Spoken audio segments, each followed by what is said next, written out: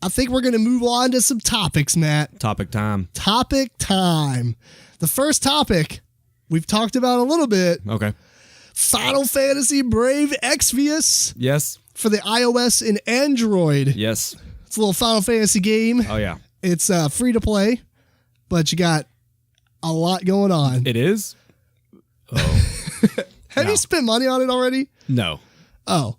I could see me doing it, though. But continue. Yeah. So, I mean, if you're not familiar, I think we mentioned it a little bit. Yes. But essentially, it is a Final Fantasy game. It's modeled after Brave Frontier. So if you ever played the iOS version of Brave Frontier, it's kind of similar to that. It's a little bit different. But essentially, you just go through quests. You do the Final Fantasy, kind of like the old school Final Fantasy. It's all sprite-based and things like that.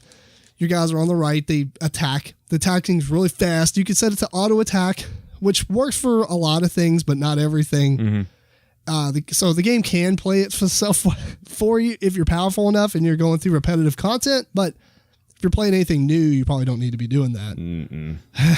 No. It does have one thing that's, it's a free-to-play model, so it does have the whole booster pack where you draw a new guy. It's like summoning guys. Mm-hmm. I mean, how many games out there on the iOS and stuff are summoning guys? Was like Summoner's Wars? Yeah. It's not Summoner Wars like the card game, but it's very close to that. So you pull different characters, and it's a montage of characters throughout the series. And they also have Brave Exvius characters who are new to the series. They're straight for that game specifically. Right. So you'll find some favorites like Cecil and Kane and Kefka and Terra. If you're familiar with Final Fantasy, you might recognize some of those names. Yes. Or Shadow, who's terrible. So he's got a cat though. He does have his cat. Yeah. Anyway, I mean, some of the characters are a lot more powerful than others. So I finally got Matt to download this. Yes. Because I've been talking it up. Uh-huh. And like I said last episode, it straight took my number one. I wish I would have played it a little bit more when we were making our top 5 mobile or smartphone games. Because it's great. What's your first impression so far? What do you like and what do you don't like? First impression, I wasn't sure how I was going to feel about going back to the old school RPG. The turn-based combat? Turn-based combat I was fine with. The on the quest, walking around in towns and stuff, I was kind of over that, I guess, in a sense, unless it's like a 3D model and I'm doing it. But the old pixelated, just walk around the town and go to the stores and stuff like that, I was kind of like, okay, how much of this am I going to have to do? But as you get into it, it's not a whole lot. As you complete areas, it does give you the exploration level, I think. Yeah, most of the time you might have like 3 or 4 quest missions for that area, but it literally is do quest mission 1, it takes you straight to a fight. You do multiple fights, that's done. Mm-hmm. You might do that 4 or 5 times, and then it opens up like an exploration mode for that area to where you can actually walk around and get into random encounters and stuff like that. Right. But what are you talking? 15 minutes at most? No. Yeah, and I just didn't want the whole game to be I'm playing Dragon Warrior again. Right. So. Yeah. But then you just start fighting, collecting people, leveling up guys, getting new spells. And now I want to maximize everything. So I want to collect all the guys. It's like Final Fantasy Pokemon. Yeah, and it's got a crafting system. It's got crafting. It's got a ton of stuff in it to keep you interested. And I can't do a whole lot with the crafting. I'm assuming you got to kind of get through the whole story before it probably opens up certain things. Do you know how to get the recipes?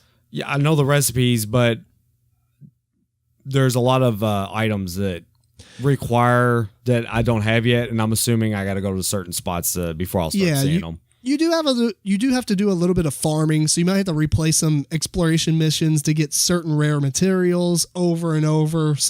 And I'm assuming there's certain items you probably got to steal from certain monsters, and there's stuff like that. I think majority of the crafting that's important is from missions, from events that happen like weekly. They have a weekly events going on. Mm-hmm. Like one of the latest ones was you have to go into this cavern. And on the pro stage, which is like the 4th version of it, the 4th hardest version, right? It actually drops cavern ore, and that cavern ore can make this sword called the Shining Splendor.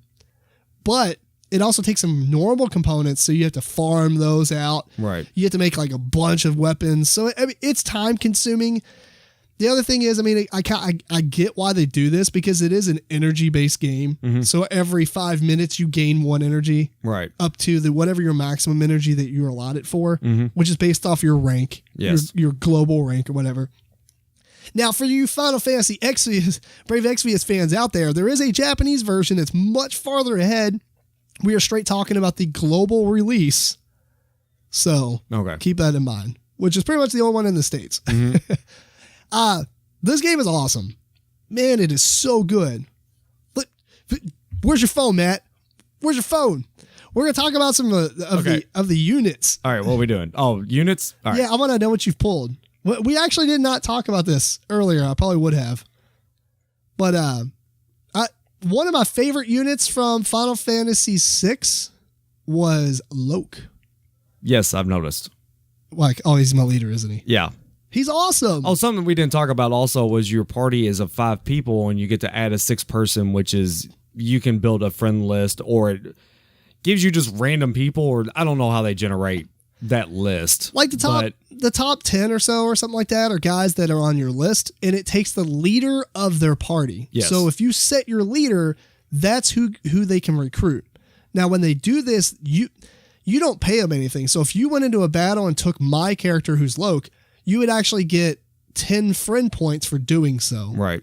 I don't give you anything. The game just generates it for you. Right. And once you get 200 friend points, you can actually summon low-level guys. Yes. Which it's a star base too, 1 through 5, I think. Yeah, with 6 star coming out in this month at the end of the month or something. Okay. For at least one guy or girl. Is that lightning? Lightning. Okay. So, I mean, it's got a lot of cool stuff. But who are you running in your party right now? My party right now is let me find my party. Well, your 2 starting characters, Laswell and Rain. Which, that's a good thing to tangent off of real quick. What's that? The storyline is not bad. No, it's not. But it's not great. It's not great. It's adequate for free play. Yeah, it's I don't know. It's what I expected. It still has that like old school RPG like dialogue. Yeah. It straight feels like you're back in the 80s. Like you're narrating everything you're doing. Yeah. Why are you doing this? Yeah. So, but anyways, my other units I have are Galuf, and I think he's a Brave Exvius character. Is he? Okay. And then I was lucky enough to pull 2 Kefkas, so I'm running them together because eventually I'll merge them into each other. Yeah. To level them up. That's my party. Oh, that is 5 people, isn't it? Oh, gotcha. Yeah, 2 Kefkas, Galuf, and Rain and Laswell. So I got, let's see, I've got Loke, who's from Final Fantasy 6, like I said. And I've got Amaranth, who I believe is from Final Fantasy 9. It actually tells you if you click on the guy and you go to the storybook. So, yeah, he's from Final Fantasy 9. He's like the best tank of the game. Where's storybook? Where's storybook? Go to view units. Yes. And then click on a unit, and then it's a little book at the top right. Anyway, while he's looking that up. Oh. I've got Artemidios. Oh my, look at that. He's a guy with a bow. He's a Brave Exvius guy. He looks pretty cool. And I've got Lena, who's also a Final Fantasy 9 character. I got lucky on that banner pull. Nope, I lied. Final Fantasy 5. What am I talking about? Apparently, I don't know Final Fantasy as well as I need. Anyway, I did get Zidane from Final Fantasy 9, and I've got Kefka, and I have Golbez, I think is the bad guy, the main bad guy in 9 or 4. Well, oh yeah, 4. What am I talking about? He's the one with Kane and Cecil and stuff. Anyway. Okay, I was thinking Kefka's the villain in 6 then, right? Correct. Okay. Yeah. Because I think I got the remastered version of that, and I think when it started with the CGI, I kind of recognized him. Oh, yeah? Yeah. Oh, gotcha. Okay. Yeah, because he's like a jester looking guy. Yeah. He's cool looking. Mm-hmm. Got Vivi. I got Sabin. I got Vivi. There's a couple of characters in the game that I got that I really enjoy, but at the same time, they're terrible, and so it makes me really sad. Like, Kane is not a very good unit. Kane is from Final Fantasy IV. He was my favorite character. He's probably among the top 3 favorite characters of mine. but he just does not have the star rank to be good. And then, Sabin was really cool. I got Cyan, who's from Final Fantasy VI, the little samurai guy with the sword. Mm-hmm. And, I got some other cool guys, but some of them just aren't, they're not all created equally. And that's very sad for people who have favorites. So I'm very saddened by that, Matt. Yeah, I could see that. You really want to play with someone, but they don't.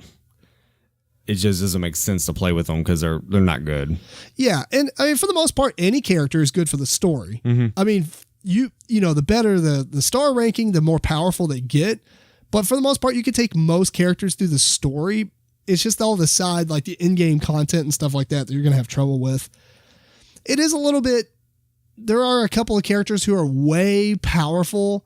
There's some that have this ability called Full Break, and when they play it on the enemy, it lowers their like attack and magic attack and defense and magic defense all by like 40%. And it's almost like you need that to be able to fight all the bosses. Right. It's like a requirement now. I don't really like when games do that. But like you told me, just try and, if you see them in the list, friend them.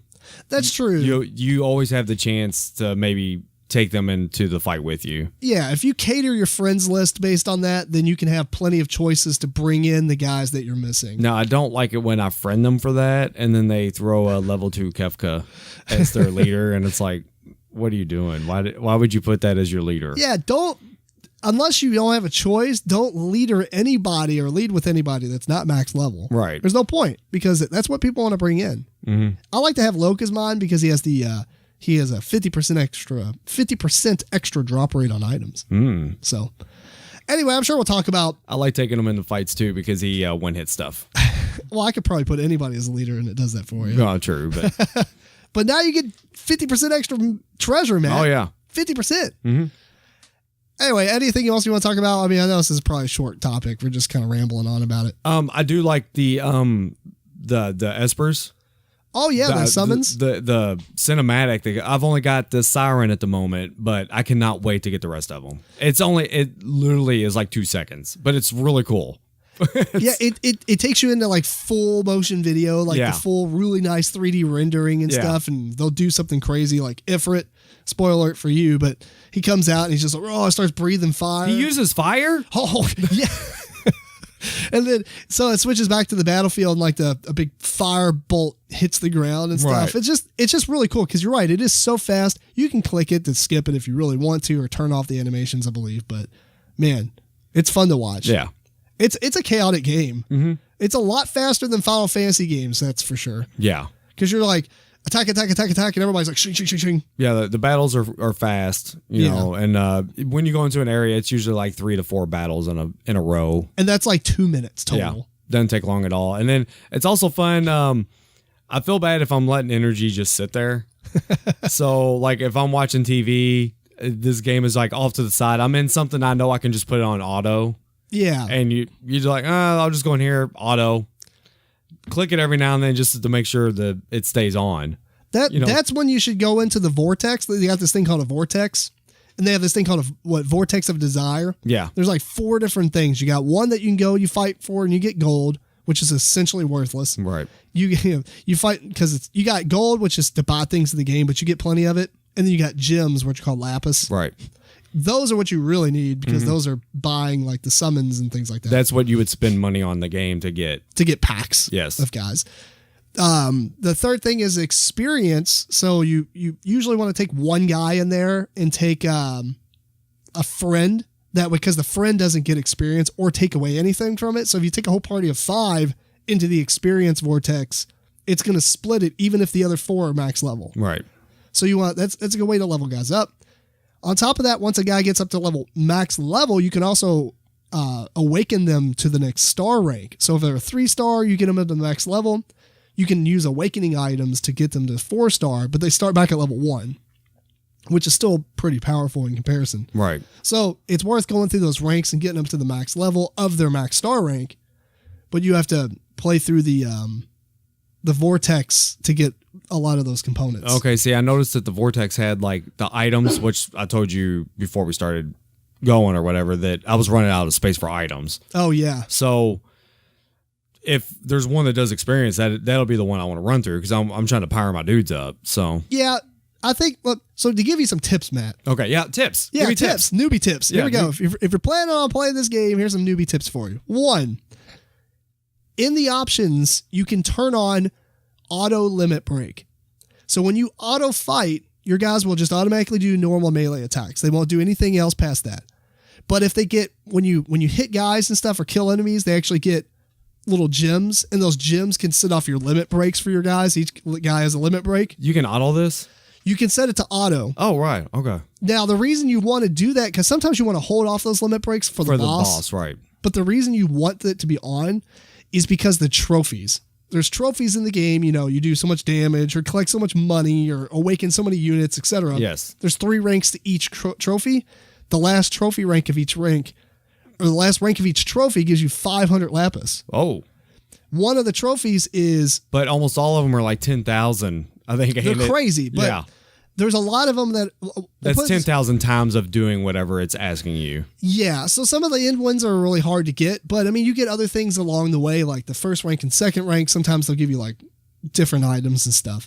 But the reason you want to get lapis, the reason you want to do the auto limit break is because one of the trophies is do so many limit breaks. Right. There's one, cast so many magic spells, which is pretty easy because you could go into a battle, give cure to a bunch of guys and just heal yourself over and over and over and over and over until they're out of, mana, then kill off the guy in the stage. But right. So that's one tip. Turn on auto fight with the limit breaks. Another tip would be friend points, which I think I've told you about already. Yes. There's daily quests. There's like 6 or 7 daily quests. If you finish them all, you get 50 lapis. Over time, that adds up, but by itself, it's kind of... I mean, they've got daily summons right now for 250. So, every 5 days you can get one? Right. So, I mean, you get 100 lapis every time you complete a stage and stuff like that. So, for the first time, it's worth completing the story just to get all that lapis. Right. Anyway, one of the things you can send is friend points, or you can send gifts to everybody on your friends list. Each person sets up what they would like to receive, such as money or other things. I don't even remember what the other options are. There's a lot of options. I was kind of surprised at how many options there were. There's several options. Well, there's only one right one. And that's friend points. Friend points. Now, when you send gifts to other players, you don't actually send anything. You just click a button and that player gets generated items based on what they chose for the reward. Right. And friend points are pretty important because you get to summon units with it. For various reasons, you can do certain things with them. You can combine them all to get, like, you've got these trust rewards. And when you get 100% of a guy, then you get a trust reward from them. It's really hard to do. Right. So I don't really recommend doing it at first. But the friend points are also used for other things later down the road, I believe, in the Japanese version. Okay. So foreshadowing, I don't try to look up the Japanese stuff at all, just because I don't really care. Right. I'm concerned with what's going on right now. Mm-hmm. Anyway, the other tips I would say is definitely finish the storyline. Like I said, each stage you clear, you get 100 lapis, and that really helps you summon the daily summons. Definitely try to do the daily summons every day. I don't think I would do the 500 summons much. You'll get rare summoning tickets, which you can use in place of lapis. That's pretty fun. So you can use those whenever. Right. And, that's kind of all the tips I have right now that I can think of. So, I don't know. We'll talk about this again. Yes. For sure. Yeah, it's a great game. Definitely check it out. I'm having fun, so. And if you're curious, and I have friend space, I'm gonna tell everybody my ID in the game. Oh. So if you go to your friends menu and you click on share. Nope. You click on, where's my stuff here? Facebook invite? How'd you look this up, Matt? I know I've looked it up before. Yeah, you texted me yours. Yeah. It's on the friend thing. Send gifts? No. This is awesome podcasting, by the way. This is why we click around on our phone trying to find stuff. I know, right? No, I think it's in the options menu. Hang on, I'm going to get this for us real quick because I want people to be able, or player info. Here we go. So my player ID is 688.406.405. 688-406-405. It's Rainfire. Lottery numbers. Yeah, the lottery numbers. Do you want to share yours or no? I don't care either way. No, it's fine. All right. We're going to move on